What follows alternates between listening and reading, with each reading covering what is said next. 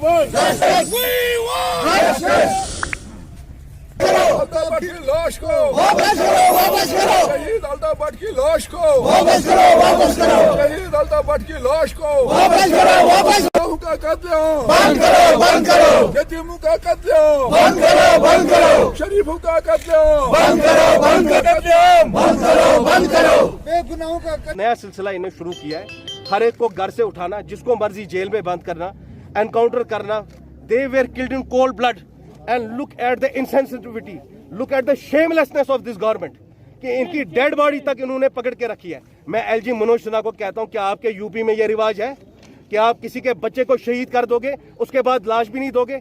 क्या इतनी मजबूरी थी कि रात के अंधेरे में इनको राजवार हंदवारा में दफनाने की जरूरत थी उन बच्चों को? क्यों नहीं मॉडल रिटर्न किए गए फैमिली को? ये राइट्स खाली मुसलमानों में नहीं है, हर एक रिलीजन में है। 13 साल से ये अपने बिजनेस में लगा रहा और इतना अच्छा बिजनेस इसने किया।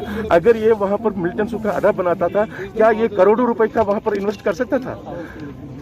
अच्छा, और उस जगह पर है जहां पर 16 घंटे आरोपी लगी रहती है और आरोपी इसी की दुकान पर बैठे हैं और उनके साथ इसका दोस्ताना होता था।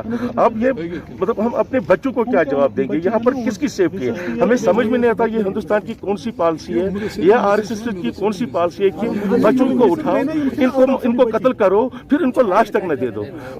मतलब इससे कौन सी स्टेबिलिटी रहेगी? हम अपने बच्चों मतलब यहाँ कश्मीर का मतलब कौन से जुर्म किए इतने कश्मीरी कि अब यहाँ पर किसी की सेफ्टी नहीं है। जब अल्ताफ साहब सेफ नहीं है, जिसकी मतलब हम तो फिर भी घूमते रहते हैं। मैं ठेकेदार हूँ, मैं हर एक डिस्ट्रिक्ट में जाता हूँ, लेकिन अल्ताफ साहब का आंगन तो इतना ही था, हैदरपुरा से बरजला, बरजला से हैदरपुरा। जब इसकी सेफ्टी नहीं, और खुद 3 दफा उसको चढ़ाया ऊपर तलाशी के लिए, और पुलिस का ये कहना कि रात भर वहां चलिक रही। 2.5 किलोमीटर दूर है यहाँ से हैदरपुरा। कोई भी एक सबूत दे दे कि 10 गोली के बगैर वहां कुछ हुआ। 15 मिनट में उन्होंने सारा ऑपरेशन खत्म कर दिया। सिक्योरिटी फोर्सेस की गोलियां चली है और उसके बाद ऐसे ऐसे इल्जाम लगाते हैं। अब हम किसको बताएं? मतलब आईजी साहब यहाँ के बड़े हैं, वो जिसको चाहता है जो लेबल देता है वो दे सकता है।